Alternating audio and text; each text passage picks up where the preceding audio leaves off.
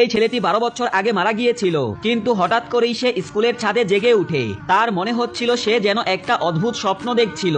সে বুঝতে পারলো ক্লাস শুরু হতে যাচ্ছে, তাই সে দ্রুত ক্লাসের দিকে দৌড় দেয়, কিন্তু সেখানে গিয়ে কাউকে সে চিনতে পারে না। ঠিক তখনই একজন শিক্ষক ভিতরে আসে এবং তাকে 12 বছর পুরনো ইউনিফর্ম পরে থাকতে দেখে ভাবে সে হয়তো দুষ্টুমি করতে এসেছে।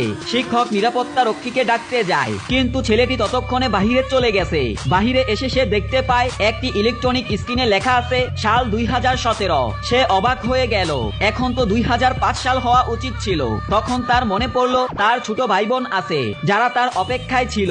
সে সঙ্গে সঙ্গে দৌড়ে বাসার দিকে যায়, কিন্তু দরজা খুলে দেখে তার পরিবার সেখান থেকে অনেক আগেই চলে গেছে এবং দেওয়ালে টাঙানো ছবিগুলো ছিল অন্য এক পরিবারের। এর মধ্যেই বাড়ির মালিক এসে তাকে চোর ভেবে তার কলারে ধরে ফেলে এবং পুলিশে নিয়ে যাওয়ার হুমকি দেয়। ছেলেটি বোঝানোর চেষ্টা করে, কিন্তু মালিক কিছুই শুনে না। হঠাৎ ছেলেটি তাকে এক ধাক্কা দিল, তখন মালিক কয়েক মিটার দূরে ছিটকে গিয়ে পড়ে। ছেলেটি নিজেও অবাক হয়ে যায় নিজের এই শক্তি দেখে। সে মালিকের জিনিসগুলো গুছিয়ে দিচ্ছিল, কিন্তু তখন মালিক একটি লাঠি দিয়ে তার মাথায় আঘাত করে। যখন তার জ্ঞান ফিরে সে একটি হসপিটালে ছিল।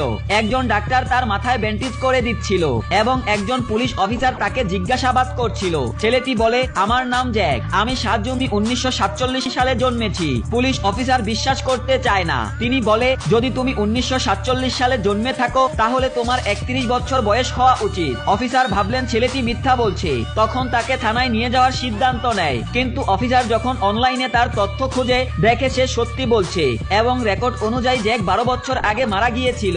এটা দেখে পুলিশ অফিসার কেঁপে উঠে এবং বিষয়টি তার ঊর্ধ্বতন কর্মকর্তাদের জানানোর সিদ্ধান্ত নেয়। জ্যাক বাথরুমে গিয়ে মুখ ধুতে যায়, তখন সে দেখতে পায় তার কপালের আঘাত পুরোপুরি সেরে গেছে, সেখানে কোনো চিহ্ন ছিল না। এটা তাকে আরো বেশি অবাক করে। ঠিক তখনই আরেকজন পুলিশ অফিসার ভিতরে এলে জ্যাকের ইউনিফর্মে লেখা নাম দেখে কেঁপে উঠে। জ্যাক, তুমি তো 12 বছর আগে মারা গিয়েছিলে।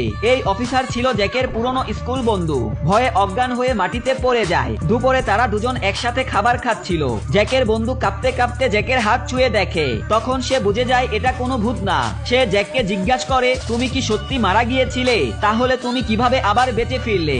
জ্যাক সেই দিনের কথা মনে করতে লাগলো। সকালে সে তার ছোট ভাই বোনদের জন্য নাস্তা বানিয়ে নিজের গার্লফ্রেন্ডের সঙ্গে সকালে স্কুলে যাচ্ছিল, কারণ সেদিন ছিল তার জন্মদিন। বিকেলে লিসা জলদি বাড়ি ফিরে যায় জ্যাকের জন্য সারপ্রাইজ প্রস্তুত করতে। সেই সময় জ্যাক ফোন করে, কিন্তু লিসার উপহার তখনও তৈরি ছিল না। এজন্য সে মিথ্যা বলে, আমি আমার ওয়ালেট ক্লাসে ফেলে এসেছি। জ্যাক ক্লাসরুমে ফিরে গিয়ে দেখে তার একজন ক্লাসমেট অজ্ঞান হয়ে পড়ে আছে। সে তখন তাড়াতাড়ি ডাক্তারের জন্য সাইকেল নিয়ে ছুটে, কিন্তু পথে একটি গাড়ি তাকে ধাক্কা দেয়। আর এভাবেই জ্যাক 12 বছর আগে সত্যি মারা গিয়েছিল।